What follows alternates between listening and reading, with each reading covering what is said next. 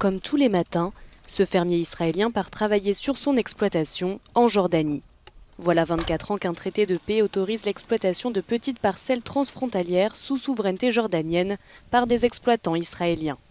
Un accord qui pourrait bien prendre fin l'année prochaine, puisque la Jordanie ne souhaite pas renouveler le bail prévu pour 25 ans, qui devait être tacitement reconduit dans quelques jours. Je suis sûr que cela n'arrivera pas. Une telle chose ne peut pas se produire, c'est tout simplement inimaginable, car si tel est le cas, nous ne pourrions tout simplement pas survivre ici. Deux zones sont concernées par le fameux traité israélo-jordanien, Bakoura Naharaim au nord et Al-Gamzofar au sud. L'enjeu ne se mesure pas au kilomètre carré mais possède une forte portée symbolique, puisqu'il s'agit d'une dissonance dans l'harmonie affichée d'ordinaire par les deux pays. Les deux territoires concernés sont jordaniens et ils le resteront. Nous pratiquons notre pleine souveraineté sur nos terres.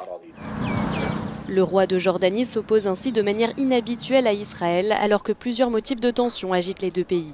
La reconnaissance unilatérale de Jérusalem comme capitale d'Israël par les États-Unis a notamment été vivement critiquée en Jordanie. Par solidarité avec les Palestiniens, le pays est en effet profondément attaché à la solution à deux États.